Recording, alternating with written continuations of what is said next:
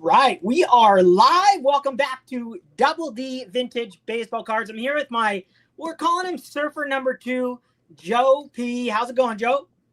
Going good, my man D. Good to be on with you. I don't want to go down the rabbit hole of surfboards, but I did pick up kind of a vintage board on Sunday that I was pretty stoked about. So I'll save that for some other moment. But you know, when you find a board in the wild, I mean, it's kind of like collecting cards. Like there is a parallel for people that don't know. I mean, surf culture is full of like all kinds of memorabilia, and obviously the boards are creations from shapers. And so anyway, we don't have to go down that route. Oh no, keep talking about it. I love it. You know, well, so we got this shop called the Blown Out Wetsuit Shop right up the block from where I live, and they're always moving boards in and out, and you see all kinds of boards, you know, boards from Southern California, from shapers I've never heard of, and boards in this case from icons here in Santa Cruz. Doug Hout is an icon who's been surfing shaping since the 60s.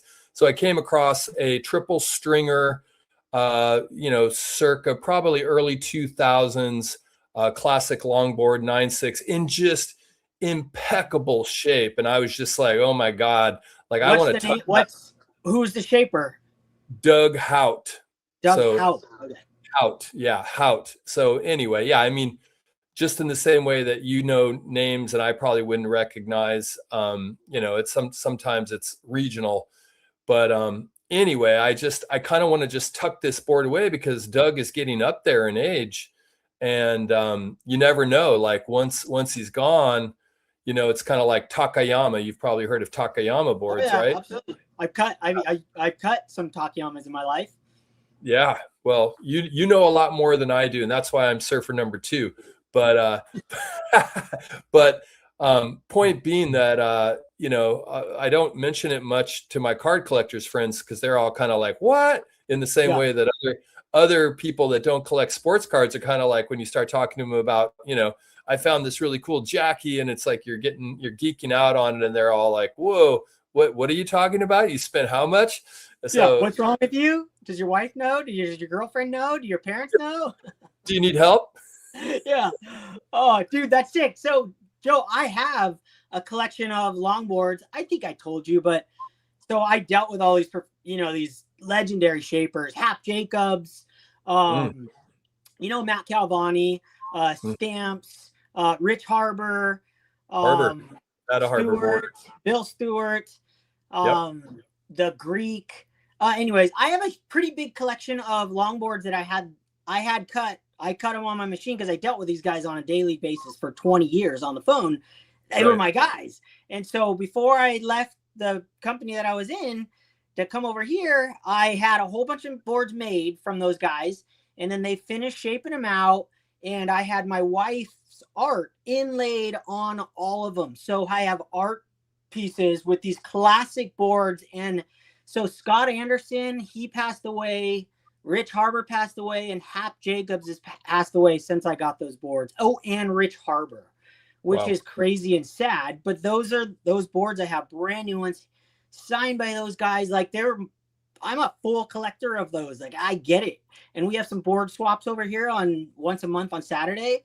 The difference between me and you, Joe, is that I've never really found a board that I could surf in the wild because of my weird height and dimensions. I have to ride like girl boards, like girls that are on tour, like their size boards. Yeah. Where I could, and you're in the longboard hunt, so you could find like gems, right? And you're a normal sized human. If you shortboarded, you could find like normal sized boards. I'm like this weird, half small person, half like normal sized person. It's like, it doesn't make sense. Yeah. No, totally. And you mentioned Hap Jacobs and Harbor, both of whom I've had boards of them. I mean, Hap is very much featured in a lot of the surf shops up here. So they must still be producing, or, it's, some of the polys that are coming out. You probably know, obviously, Hobie, right? Hobies.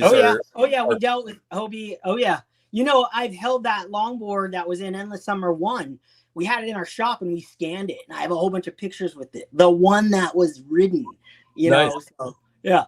Well, and then, now we are geeking out, but like a lot of the shapers now, you know, they create the electronic specs of the boards they're pumping out. And there seems to be a little bit of an argument about whether the surfboard loses soul, right? If a machine is pumping it out. It's almost like, you know, modern versus vintage, right? Like Yeah. like, are we talking scarcity, or are we talking like what resonates with your collecting gene? Or, you know, can you feel the bend when you're making that bottom turn? Can you feel a little bit of give? Or, you know, so anyway, we can move on. Man, we because I could think geek out for hours on this, because that's like when I first started working in the first 10 years, I was like, shapers didn't want anyone to know. But then it became like, right. Oh man, we could go in. Let me say hi to everybody real fast, Joe. Before we lose everybody.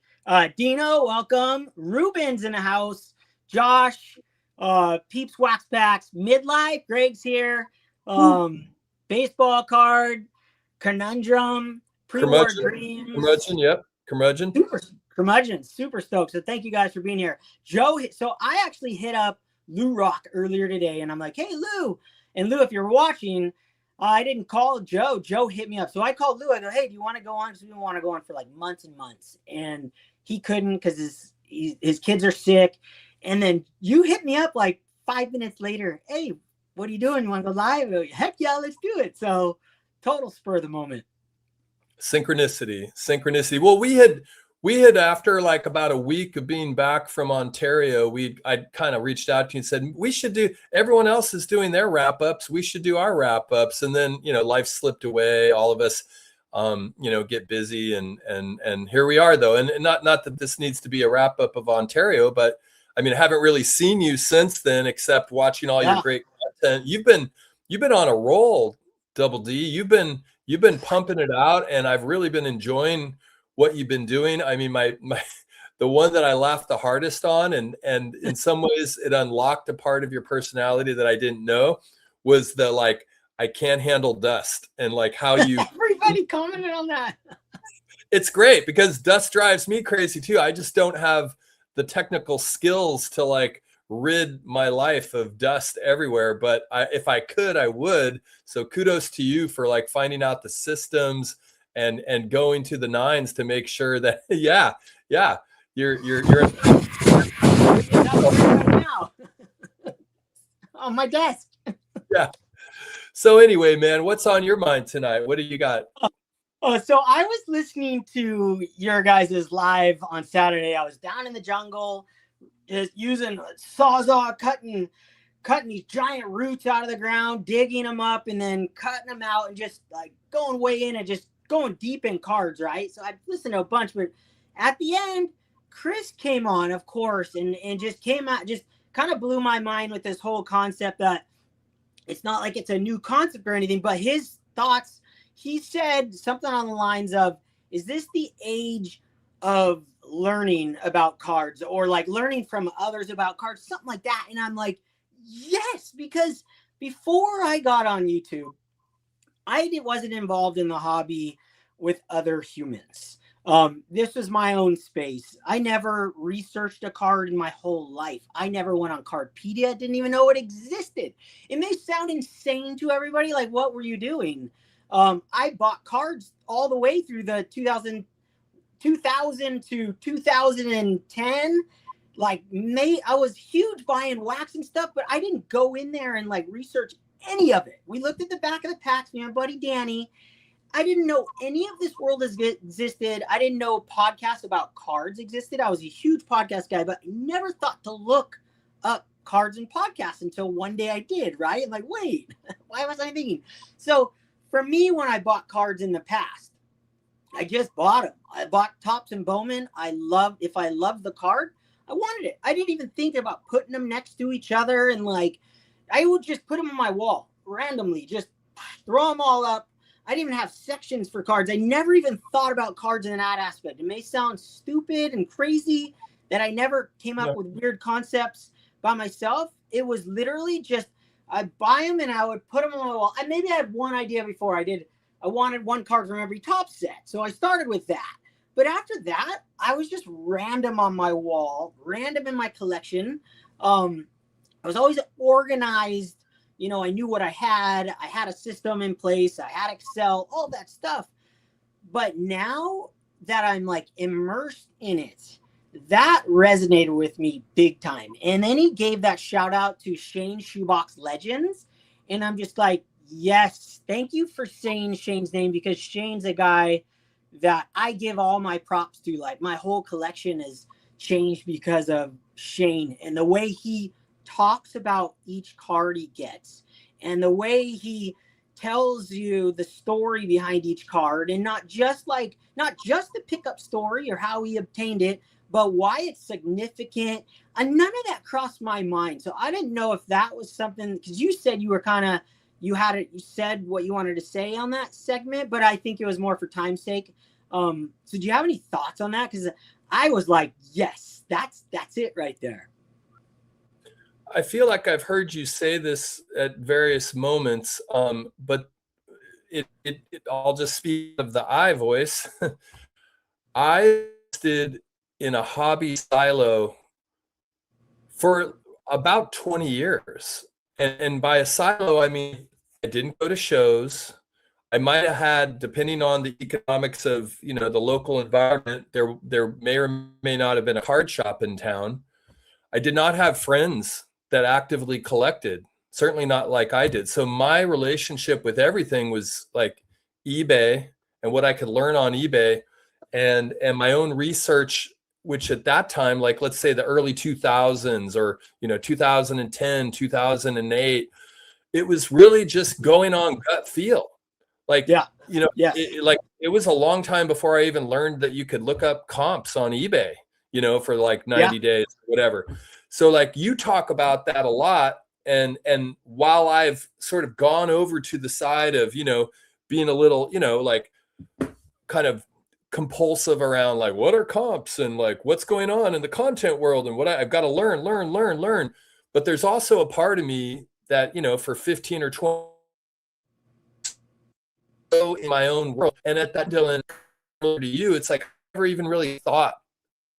I mean, I thought about the card's value, but there was no concept in my mind that I'd ever get that money back. And not that I wanted the money back, but, you know, at some point, I mean, this has been the big conversation in the hobby, was like, are we allowed to think about value? I never really conceived that, you know, I when I bought a card, it was like, this money is going away. I want the card. The card is coming into my collection. And I think that was a very different way of experiencing the hobby. And I think it still informs, even with all the information that we have now, even with, you know, looking at comps and trying to be cautious where you're getting in on something price wise, et cetera, et cetera.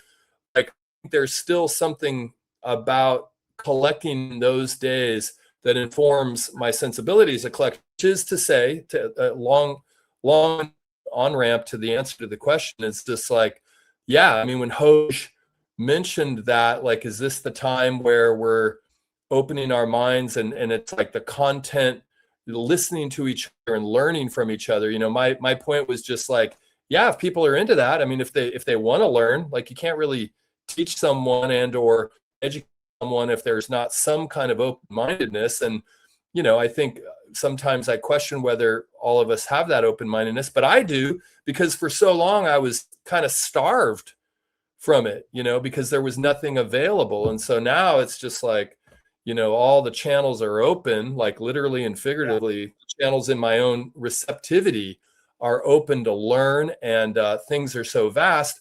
And in that way, like, the other response is like, you also have to kind of stay, again, like a cliche, but you got to kind of maybe not get blown into each and every little wave of like, what about this? What about that? And what about this? You know, like, it's easy to go down rabbit holes and not hold your own lane and your own intentions. And that's another thing I've been appreciating about your content lately, is just how unabashedly, like, you know, folk things that you like, right? Like, I think you're in the content world, but I think you're also, you're not dismissing it. You're not a hater on other people's, very convicted in your own collective gestalt. Hey, Joe, Are you getting cut out, or is it me? And anyone in the Uh, chat? Because I keep getting, it, I'm getting. it, I don't been talking and talking. I can't tell. Sorry. I just I don't think. and anybody in the chat, is everything smooth, or is it choppy for you guys?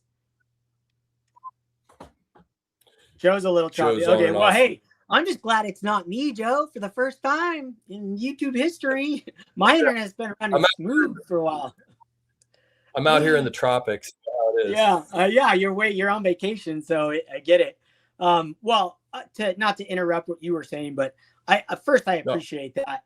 You know, I haven't been on there to like gain followers or anything like that. I had a lot of time. My wife's been going to workout classes, and I'm like hour and a half. I'm like, dude, I was doing runs and then I was tried my riding my bike. I just got over both of those things because then I would go surfing and then I would do yard work and then I was just like exhausted. And I iced my neck like 3 or 4 times a day now because I'm still having issues.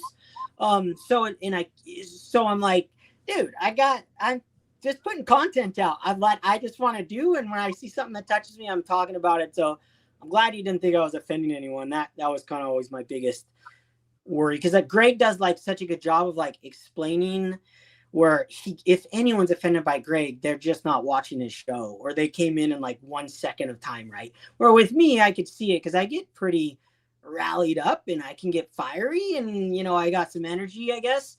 So yeah, I appreciate it. Yeah, super stoked. Yeah. Hope my in and out didn't make my words unintelligible, but mostly I was saying that there was a time when there was no content, and now that there is content, I'm open to it all. I don't always agree with all of it, but it does enrich my hobby experience.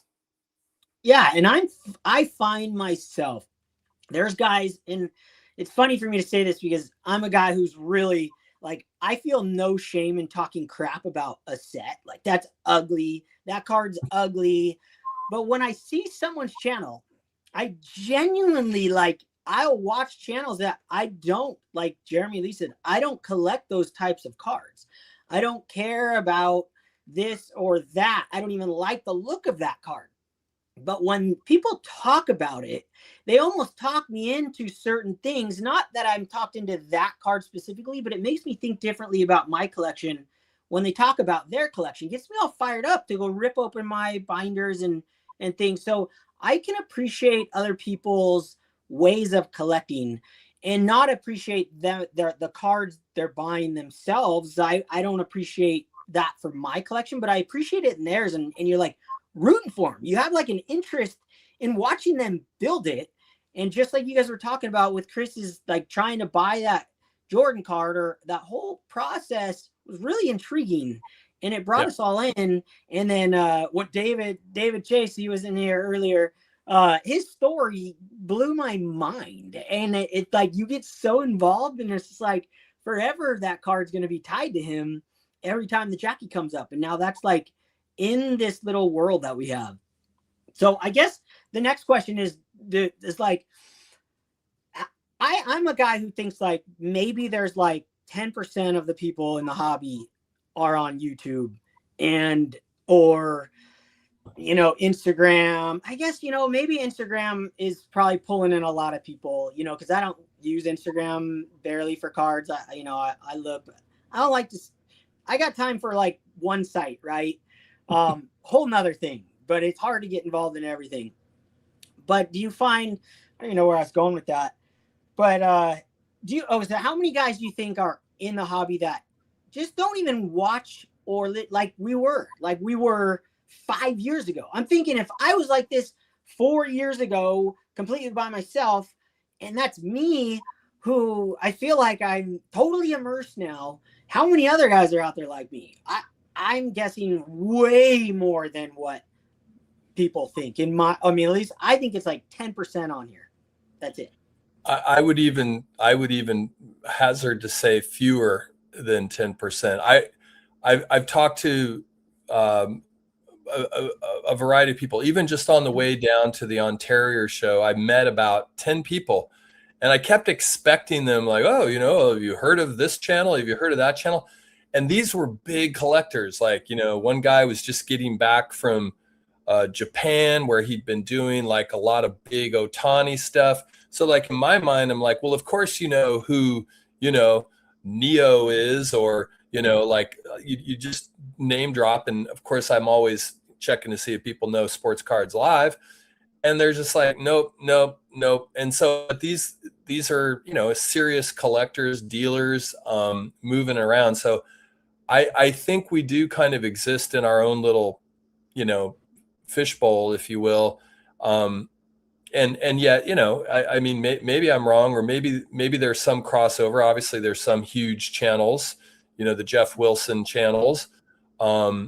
Teapot made a huge splash with his drop. So yeah, I don't know, but I think it is. I think it's way more kind of esoteric, like a secret society, than maybe we realize.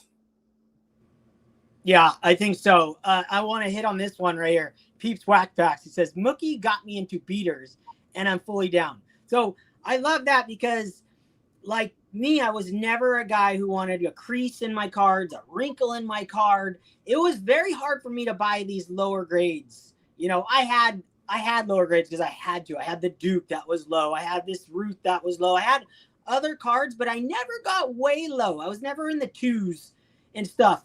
So when I watch guys, and you being Joe Beater himself, I have learned from guys that some cards, and sometimes, you know, like Chris from Missouri is a guy who resonates with me. You know, his cards don't look like my cards, but I've gotten inspired, and now I have some cards that look like Chris's cards. And not to talk any downly on a lot of Chris's cards, but Chris just wants the card, and he doesn't need an example that looks like a 5 if it's a 1 or anything like that. He just wants a decent copy of the card. So I learned from guys that I don't collect like, but then I grab it. I take that and I go, you know, that does ring a bell, just like you know, Mookie and his pinholes and everything. So for sure. Well, speaking of Mookie, I don't know if you saw his post. You may not have. I think it was on Instagram, but he found a Thomas Edison card. You know, that Thomas and Edison card that Yeah. Greg was all into with the lightning. So Mookie found one in an SGC slab that said minimum size not met, and it is. I'm jealous because that's not an easy card to find. I think there's like 30 or 40 graded in existence. But 2, it's a true Beater Joe card. It's just like, it looks mangled, and it's still the card itself, and that's a super cool card. So congrats, Mook. You got a great one there. Yeah, Mook, I saw that on your Instagram. I barely ever like or anything. I just don't want to interact. So I did see that. But yeah, like my Duke cards. If you would have told me I was going to buy a card folded in 4 places, it was literally folded and put in some kid's pocket, and, you know, probably went through the laundry because the colors are different. If you would have told me that 4 years ago, I would have said no chance in the world. I would rather not even own the card. I would literally say that on YouTube too. I would rather not even own the card than have a card folded in 4 places. With that Duke card, I just made that exception for the moment I found it. The second I saw, I knew it was coming home with me, and the condition wasn't even like a factor. It was just like, whoa, it's here in the flesh. I just met Surfer number 2, Joe. And then I see this card, and it just was like, that's mine. And then you're like busting out the comps. I already bought the card, and you're like, wait, I was trying to get comps for you. I go, I don't need comps. I'm buying this card. What's it? I offered the guy like X, and we were done in like a minute. You're like, wait, what? Yeah. And the funny thing is, you know, at the time I was a little worried, but then the more research I did, I was like, Dylan got a steal. Like that's actually a great price for a card that, 1, you're lucky if you can even find, and 2, you know, the ones that are out there that are like available for sale are like up in the 3 or 4K range. So yeah, you did just fine on that. And now I want one. So that's been, you know, something I've been kind of like waiting for that moment, you know, the save search phenomenon. I love that. And Pre-War Dreams was saying something about that too. He's looking for a Duke Hanamoku card. So yeah, it's weird because I mean I would have been searching for that card without YouTube simply because I already had a Duke collection going, but that I wouldn't have bought it in that condition if I ran across it 4 years ago. No chance. Even 2 years ago, I probably wouldn't even have purchased it. And there is something to be said, like, there is ones on eBay and you could spend $3,000 and I should, right? Because it's my collection, but I do have these rules. So I'm in my baseball collection. I wouldn't do that. I'm not going to have a card folded in 4 places. But the way that Duke just found me in that time, in that moment, is what drew me in to that card. And the price was completely irrelevant. And I'm glad that after you did the research that I did get a decent deal, or at least paid for what it should go for, right? So I was like, all right.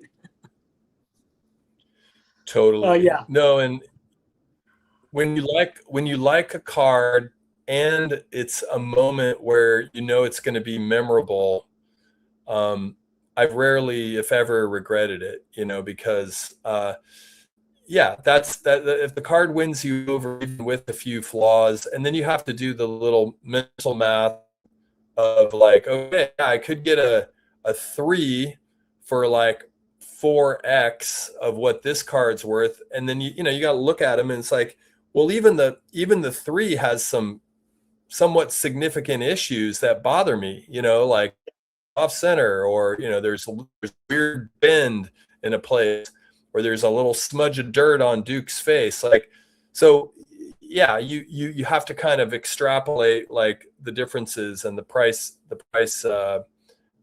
differential to kind of take into account, and then if you're there with your friends and you're at a show, like, I don't know, I think that just makes a memory, right?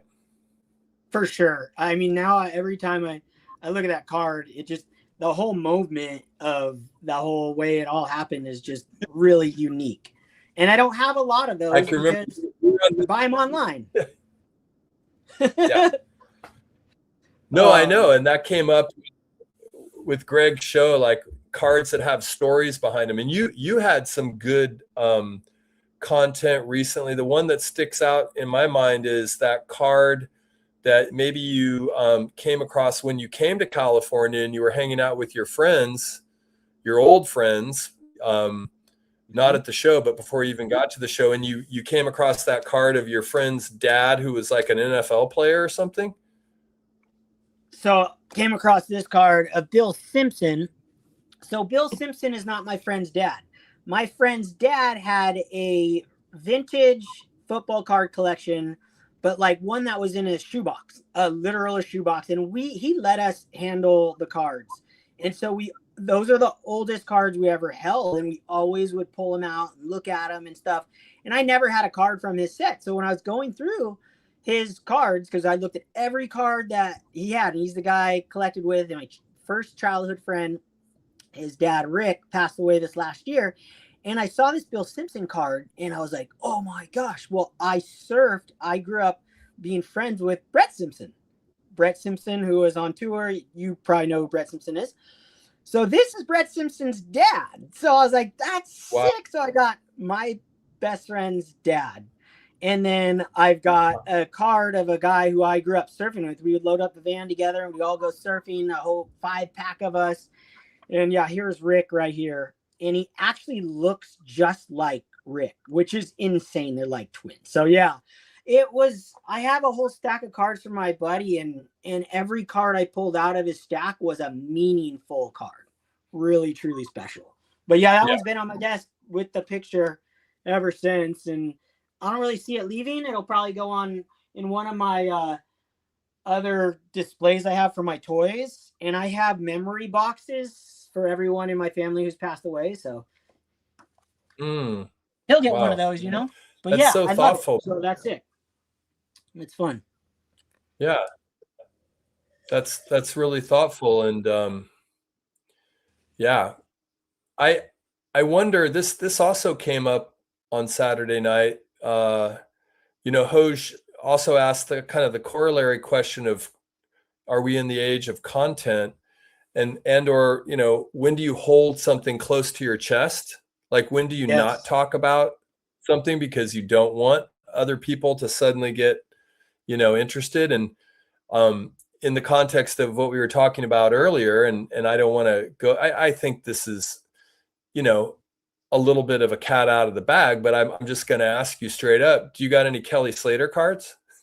Yeah, absolutely. I have Kelly Slater cards. I have a sick Kelly Slater card. In fact, I'm going to grab it right now. That's a great topic, though, Joe. That's a really good topic. Well, and I ask because Go ahead. Because there may not be anyone in the card world that could articulate why Kelly Slater is as important as he is to his, and even maybe back to Hold on, you goats cut in other cut sports. out. You cut out. You cut out. Oh, sorry, I was just maybe asking you to explain to the audience that maybe doesn't know surfing so well why Kelly Slater is so massive, and what his accomplishments, like how his accomplishments might be understood relative to other goats and other sports.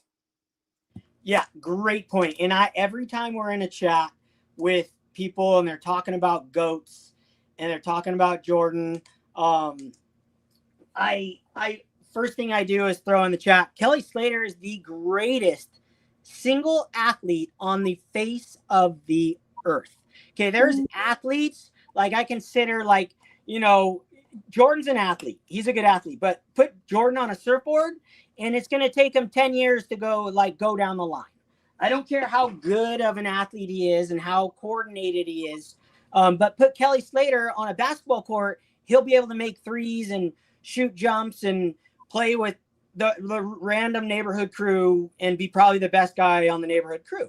He's like a negative golfer, whatever you call those. He's an incredible golfer, but his stats are absolutely mind-blowing. All right, I got a card right here. He's 11-time world champion. He's 56 times he's won the WSL event, which is the highest of professional surfing. He's won 56 events, unheard of in his career. He's won the Triple Crown 3 times. He's won the Pipe Masters 8 times. You don't win the Pipe Masters without being one of the greatest surfers in the world. Pipeline's one of the hardest waves on the planet to surf. People don't, they underestimate it if they've never surfed it, or they just watch it on TV. Oh, it's a perfect wave. What? Oh, is that the Billabong Pipe Masters hat? Yeah, dude, I have that same year, but a black and white version. I wear it like every day. That's sick. So Kelly Slater is 45th. That dude is the same one I have. Is it the Andy Irons? Yeah. No, yeah. Keep going, preach. So Kelly Slater is like, you could put Kelly Slater on a skateboard. You could put him on the golf course. You could put him maybe not hockey skates. That's where you got him. I don't know if he's going to be great at ice skating his first time. Well, he'll probably be able to skate his first time. He's not going to be doing a hockey stop the first time. But you name it, any sport. But you take the other athletes from other sports and you put them on boards. You put them on a surfboard or a skateboard. Snowboarding's super easy. You put them on a surfboard or a skateboard, and now you're talking with fire. Now you're talking about real athletes, in my opinion, who have coordination that'll blow your mind. And I don't want to take away from other sports, but that's the truth. So I have this sick Kelly Slater card. You can't see the autograph, how insane it is. It's gold. It is a live stream, so you really can't see cards. And it's within a sleeve. I'll show it on my next video for you, Joe. I'll put it on one of my next videos. It's 2012. Is that an upper deck? Upper Deck 2012 UD all-time greats. The gold pen autograph, numbered out of 35. I bought this on Oahu. I saw it in the flesh. And the guy had another one that was it was a multi-sport. The other one is a actually it was the same set, but it had this die cut. I wish I knew the name. I have it saved as a search. I've been looking for the card ever since. He wanted $2,000 for it at the time, and I offered him $1,000. He wouldn't take it. This one I bought for 400, I believe, at the time, and I thought I was well overpaying. And now that other one, I've never seen one since, and I think it'd be like a $5,000 card. And I still know the guy. He still has the card.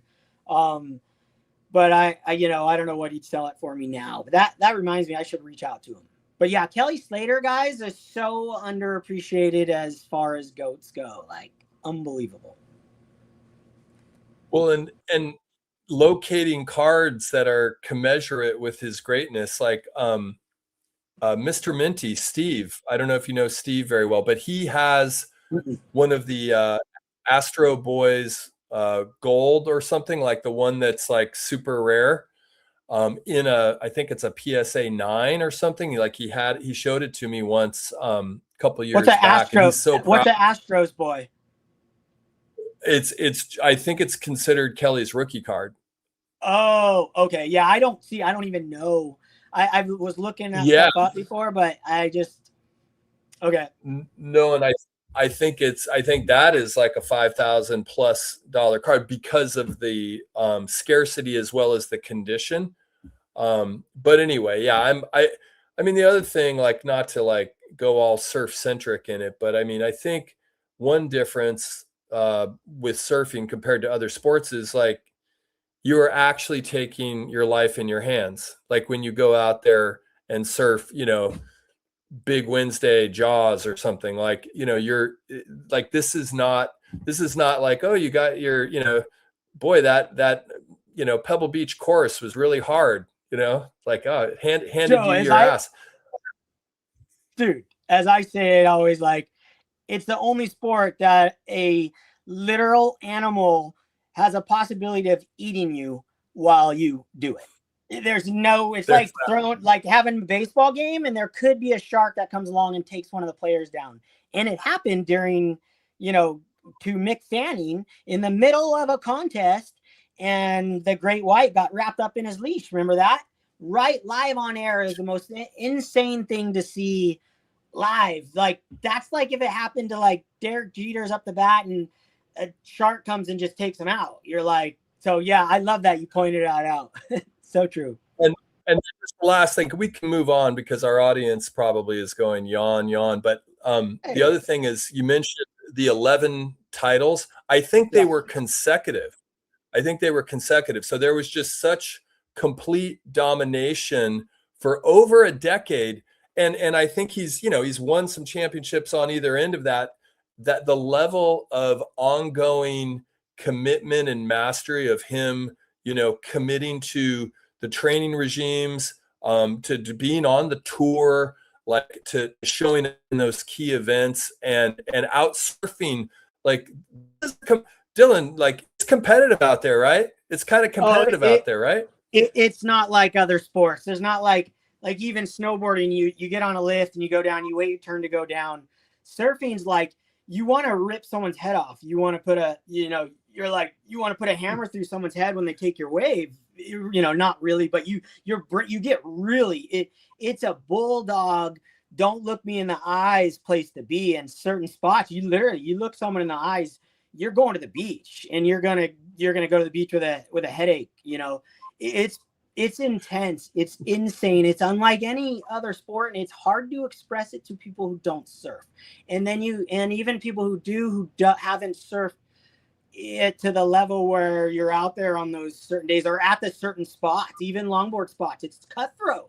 It's cutthroat out these places. You're not, when you're out there with your friends, it's one thing, but everybody, but there's a pecking order. And if you break that system, you're going to pay the consequence. It's not good. I've seen some gnarly stuff, in the lineups and outside the lineups. And I've heard some crazy stories. It's scary out there. Not just the waves, not the sharks, and the people. So, right. Yeah. Good point. Oh, Joe, I picked this up. I got this in the mail yesterday. So perfect. John Florence autographed from the Ooh, 2024 Topps Chrome Olympic set. And this is wow. the parallel that's numbered to 76 from 1776. It's funny because, in surfing, there's another thing that's really funny because John surfed for, United States, right? But when you're on tour, you don't surf for the United States if you're from Hawaii, you surf for Hawaii. And Hawaii has its own bracket. It's not even like the United States. You're surfing for Hawaii. And so it's so weird. It's the only sport where the state is considered the island is considered like its own country on the Nation. surfing circuit. Yeah. Yeah. Only in the Olympics will John fly the American flag. So it's really Wow. classic. Yeah. It's a And strange sport. some people think he's currently the best surfer, right? Yeah, you could argue that. You could argue John to me. I would argue John and Gabriel Medina could have probably been maybe the two most talented surfers to ever walk the face of the earth. They can do it all. Where like guy like Felipe Toledo, who has won the world title, he doesn't surf big waves. He doesn't put himself in the spots. He is, that he's like an average surfer who surfs technically as good as anyone on earth, but he doesn't put himself in those dangerous spots to surf with these big boys. Yeah. He won't even paddle out on the days where guys over here will paddle out on an average day. He won't even be out there. So there's that weird thing with surfing. It's so strange. But yeah, John is, and he just pulled out of the tour. He got off it. Oh, well, let me go back to Kelly Slater to finish up because you say they're consistent. He took some time off after like, I don't know what number world title he won in a row, but he took some time off. And then he came back like a couple of years later and then started winning the world title again. So kind of like even crazier, and he was surfing when like Andy Irons, like Sonny Garcia. He went through like different generation of guys, Dane Reynolds, Jordy Smith, the guys on tour, John. He surfed through these. His legacy isn't through like he's like the Willie Mays, of surfing. He spanned 25 years, this generational shift of surfing, and he kept up with it all the way. It went from, doing cutbacks to doing huge gouges to getting bigger barrels to doing bigger turns to doing huge airs to doing all of it to be the best. It's just, he's unlike any human ever. Well, Yeah. All right. Maybe we've keep going. No, I keep going. Well, I mean, I just was going to say, like, actually, and this is such a stretch, right? But like, I think about Michael Jordan because Jordan sustained, he had the 2 3-peats back to back with his little break, and like Jordan, I mean, he played against the Birds and the Isaiahs, but then he had other parts of his career where he was competing against Kobe in All-Star games. So like, massively different generations kind of spanned a certain 2 or 3 different eras. But yeah, I was going to ask you, Dylan, did you ever do any of that like underwater training where you practiced like being held under for like, a minute or two to like train your lungs to withstand both the pressure and also kind of like the oxygen deprivation? Absolutely, Joe. I did. So when I was like 18, I think it was either I was a senior or just graduating. I went over with my buddy Jeff. I was good friends with him. We got trained up. He was on Baywatch. His dad was the stunt coordinator on Baywatch. So I had some back scenes on Baywatch and things like that. So during those days when we'd go to Hawaii for like a month at a time, we trained up with Brian Kealanu. I don't know. I'm probably butchered his last name, but we were friends. We hung out for weeks at a time. So I did the whole rock training underneath. I was able to hold my breath for 4.5 minutes at one point in my life. But that's in standstill after the training on that same trip with Brian. Standstill water, lukewarm water, and not moving. And I did 4.5 minutes. Now I probably, surfing though, you're down for 10 seconds, feels like you're down for, might as well be an hour and a half. Yeah. Totally different. But yeah, I did all that stuff. Certainly, I'm not gnarly like these guys over here. When I first moved here for the first 8 years, I was pretty aggressive, trying to like build, move up that ladder, right? Prove Right. myself. You know, you really have to prove yourself. You're not going to get waves. It took me years and years to prove myself, and a lot of beat downs and hold downs and scary moments. And, you know, I wear the life vest in the water, you know, when it was, that's how big I was surfing it up to. And then my brother-in-law, he wants to drown me. You know, he's one of the gnarly big wave guys over here. Wow. So, and you know, his sister-in-law is a famous world-class surfer. I mean, his wife is a world-class surfer. Wow. So he's a super gnarly charger. You know, so they like, oh, you know, I feel the pressure. Yeah. But this year I took all the time off because I'm healing and I'm only surfing like nothing, and it feels pretty good to not be stressed out and not lose sleep the next day. And you know, I don't know how deep I'm going to go back into surfing bigger waves again, because it has been a lot less stress on my mental Yeah. fatigue. Yeah. No, a lot of my friends, when they hit like 45, 50, they just said, you know what? You know, I got people that love me.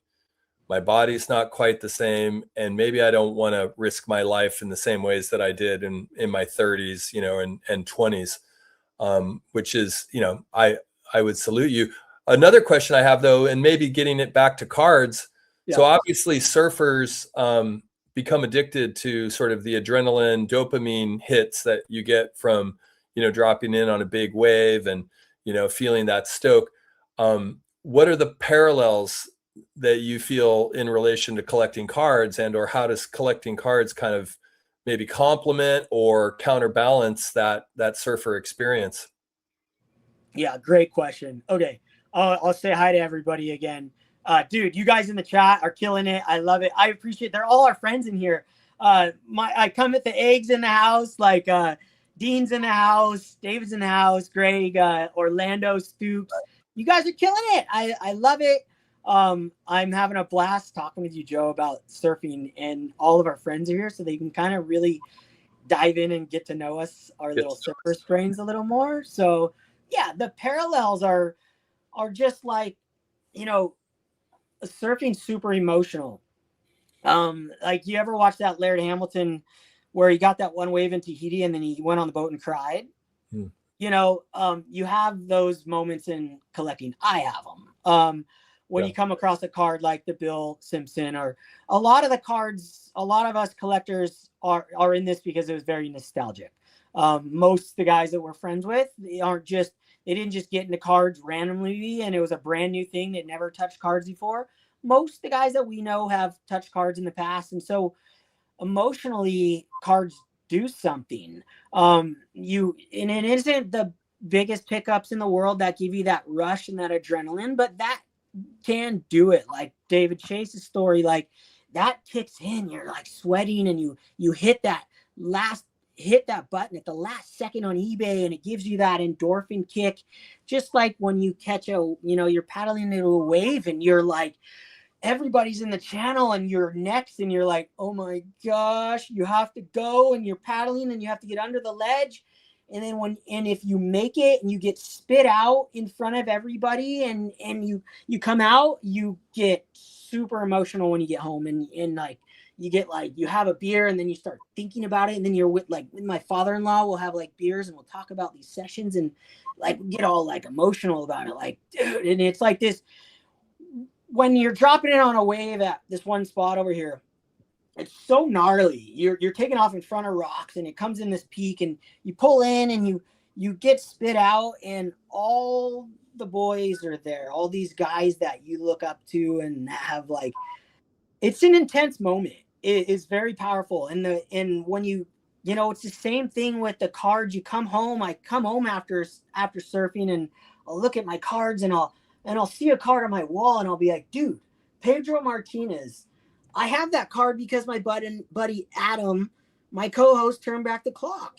And I have all these cards on my wall. I have a card over here from Orlando on my wall that has a guy paddling beach from the greatest set on the PSA, set registry for 1889 Allen and Ginter that Orlando owned, and it was part of his set. And I have these like deep connections to these pieces of cardboard, just like surfing. And then Greg's a great one right here because he just wrote a book about his personal feelings about baseball cards, stories about baseball cards, and having those moments while you're in them. Surfing is paralleled exactly to it. And just like anyone who has these sports, like softball, has the same, you go out, home run on your co-ed softball team or something, you get these adrenaline rushes and things. But I do believe, Joe, I think surfing is much more intimate than any other sport that I could think of. Maybe snowboarding might be pretty intimate because you're part of the mountain, but surfing, you're part of the energy of the world. You're part of this energy and you're riding this energy. And, cardboards, you're riding this energy of like all kinds of different things. So great parallels. Yeah. I went on so long. Joe, do you have parallels for anything?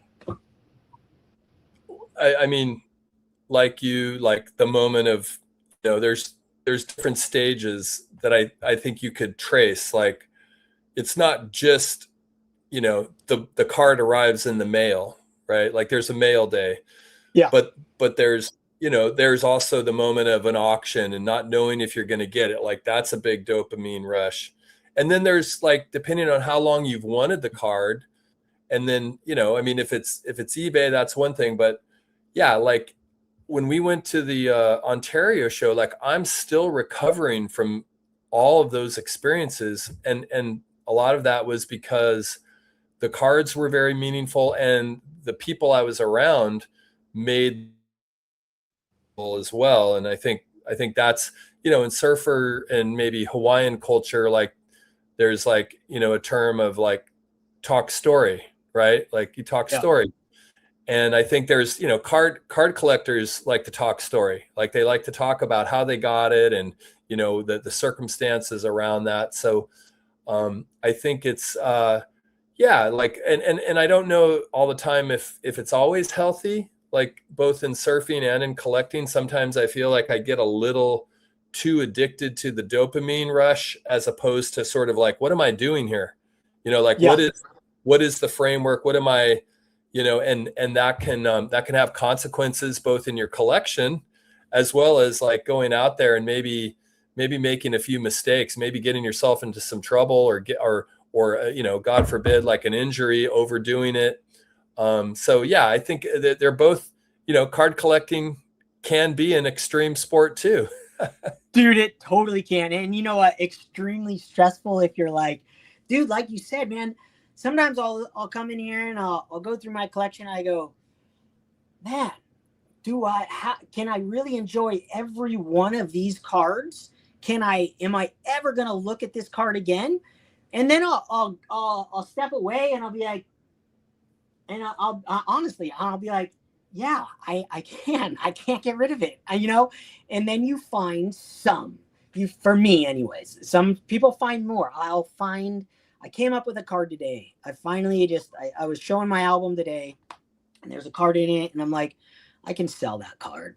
I don't have to have it, but there is like this, like, why do I have that? I should be able to just sell all this and then I can keep buying and just keep the flow moving so I don't have to worry about anything. But I have to also be able to stop buying, right? You have to go through those periods. I've been through them. You have to that is it. And just turn it off. Even if the rarest card in the world comes up or anything, it's like one of those things. And so there is that addiction factor to it that is like, it's the ultimate struggle. Do I buy that card? If I buy it, I have to sell.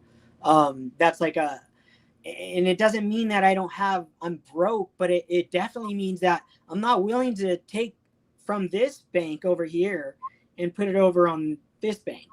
I had all those cards to sell and I sold everything that I could pretty much sell. Go, Joe. Yeah, no, just like you're talking about discipline and you're talking about kind of your own, commitment to doing what you're doing. But you're also talking about, I think you're talking about enjoying what you have, what you've done also. Like, I don't know if you've ever had this experience, Dylan, where like maybe you're lucky enough to get like 4 or 5, epic surf days in a row, and you're almost like, oh my God, like I want to remember these sessions. I want to remember actually individual waves so that like when it's flat and there's no waves for weeks, and I'm just like, I can go back in my mind and remember like, oh yeah, I remember that one wave and remember that one cutback. Remember, oh my God, like it's a rare moment when people whistle for me. I'm sure you get whistled at and, hollered at, hooted. But for me, it's very rare when I'm doing something and somebody's like, impressed a little bit at like a cutback. And same thing with cards, right? Like it's so important to pull your card out and appreciate them, which is what I love about your channel. Like your whole situation there is geared towards enjoying your cards. Like you've created a little temple there, not just your cards, like other artifacts as well, which is, I think a model for all of us to remember that, like, yeah, we're not going to just constantly be able to shell out money. I mean, most of us, at least, we're not Mr. Lucky over here. So like being able to enjoy the pickups that you have and not putting them away too quickly. If you're just going to like, they're going to be in a shoebox under the bed for the next 3 years. And it's like, oh my God, but like really continuing to enjoy when you get a big new acquisition, like a big wave, not letting that memory just fritter away. And then it's like, well, the next one. Yeah. Oh yeah. Oh, you nailed it 100%. We say that like it's easy. We say it like it's so easy. Yeah, enjoy what you got. It's one of those stupid sayings that we all say. That's just like, oh yeah, really? We know this. This is the most obvious thing in collecting. Enjoy what you have, but it's so easy to say.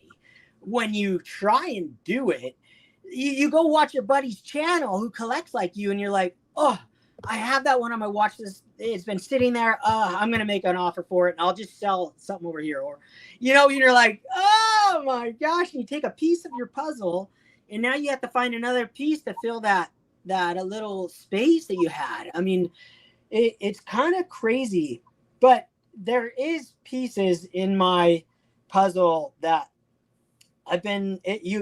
there's always something I can take away from my collection and add something that I appreciate more. Wow. And I didn't know that before YouTube. Before YouTube, I just loved all of it. It just was like it's equal footing. The bigger cards I loved more, and the smaller cards I loved them all.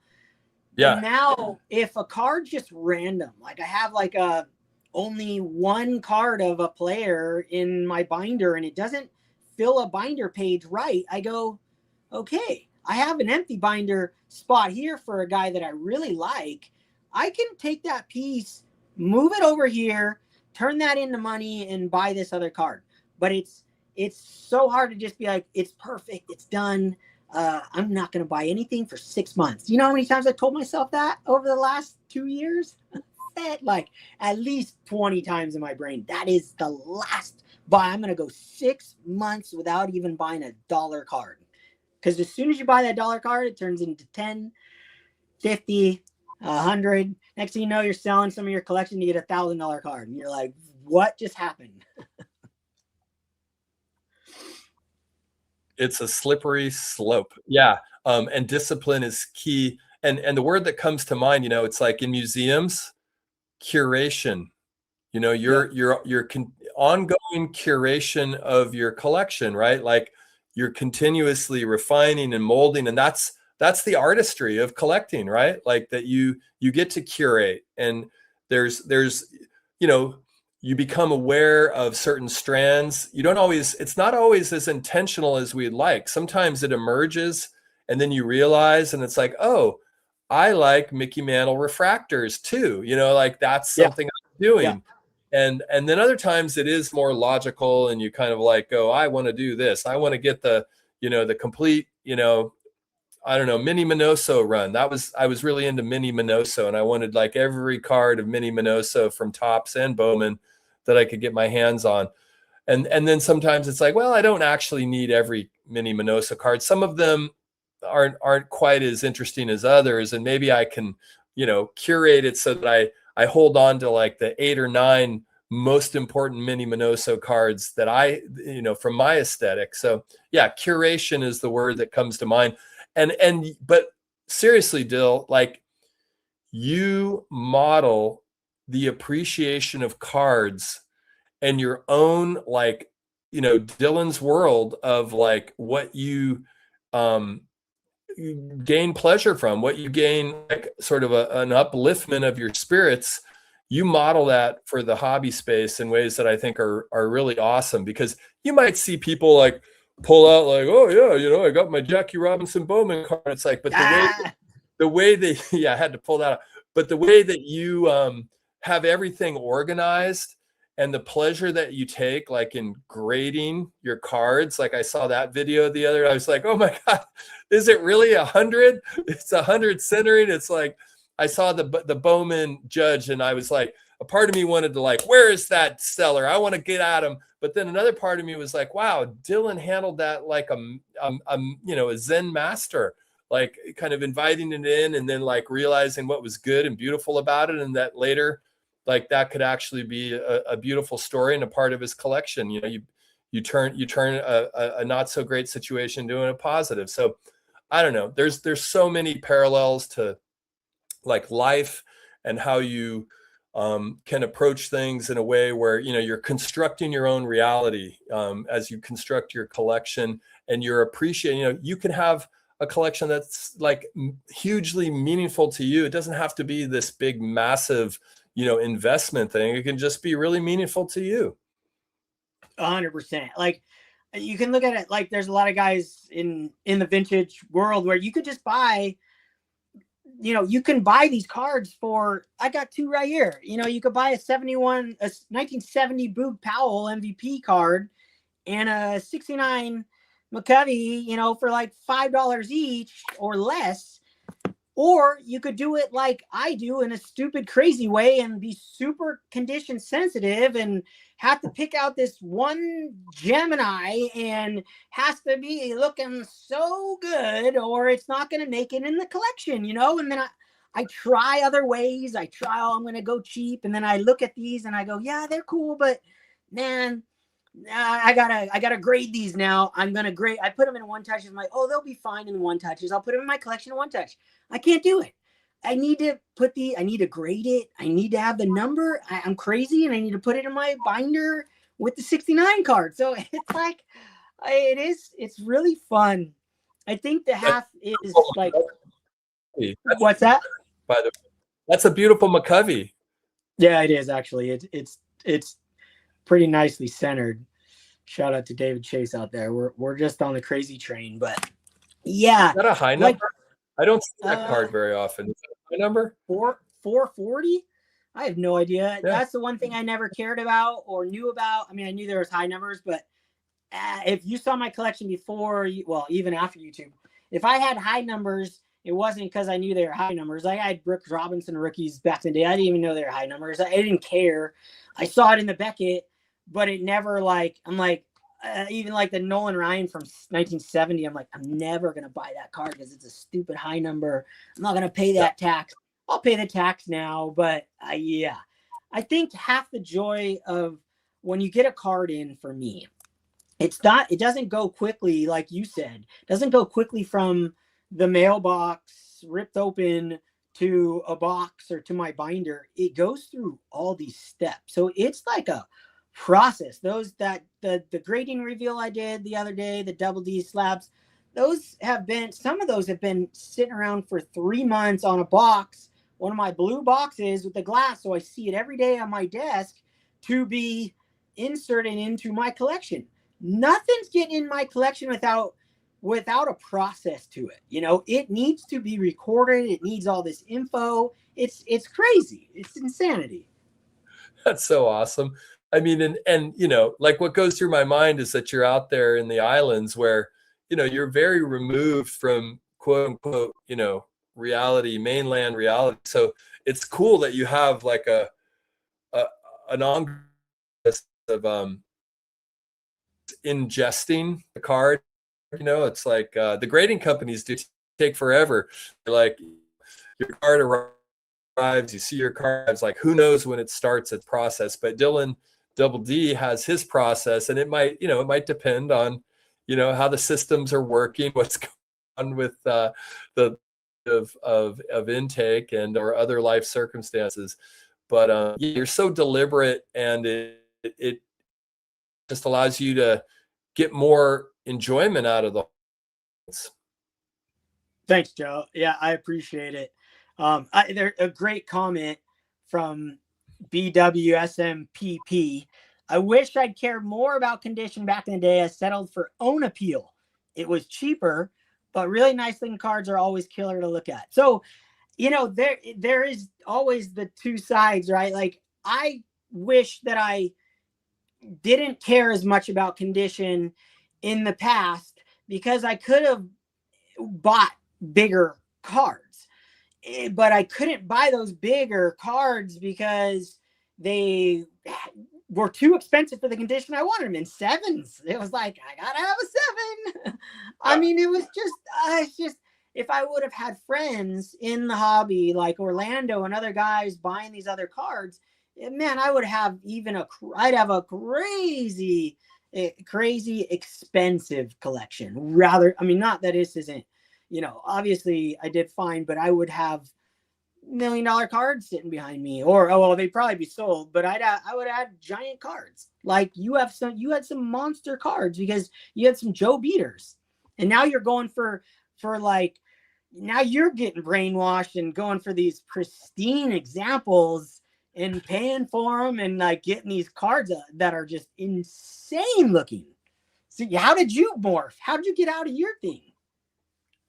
I mean, some of it was, you know, so like, you know, I'm pretty close with Jay Lee, and, you know, with all the love in the world, you know, Jay Lee is a little bit of a snob, like of what he'll allow into his collection.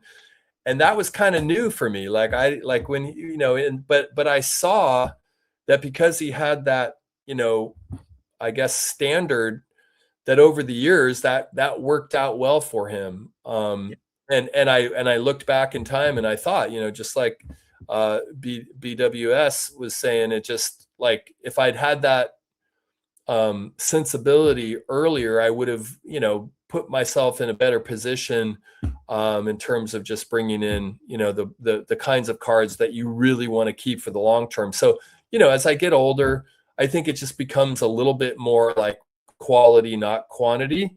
And I don't mind, you know, if I have to package together, kind of like you got to pay some dues here, just like surfing, you got to pay some dues. You know, if I got to package together 3 to 6 lower grade cards, like a really nice, you know, whatever. Like I don't even know really nice. It depends on the level of the card, but I've been lucky enough. Like I got a 53 tops Satchel Paige in a PSA card that I ever would have looked for in that grade. I would have been fine with a 2 or a 2.5. But you know, now that I have it, and I, you know, I had to consolidate in a way to get it, and now I feel great about it because it's like I'll never need another 53 tops Satchel Paige again. I've got the one I want. So yeah, I think it's just over time you start to think a little bit more about like, what do I really want to have, and not just sort of like, what can I get? Dude, you nail. I let my guard down on a few big cards. I let my guard down, and I'm not gonna sell the copies that I have because of the giant fees involved. But when I'm definitely not done hunting for that card. It's like when I do come across one that's better, I have to buy it, and then I can sell the one that I have. So there's like, whereas you said, if you just buckle down, you bear down, you get the example you want, you're done with that card. It's done. You don't have to ever Check. look for it again. Checked off. And most of my collection is like that. But I do have a couple, you know, I have a Bob Feller 38 Gaudi. I have a Bowman 49 Campy, and those two I could definitely, it's like the hunt's still a work in progress, even though I have the card, so it's awesome. So I'm still like, I'm in it. But there is something to be said that's it. I don't need that. I don't need to ever look again.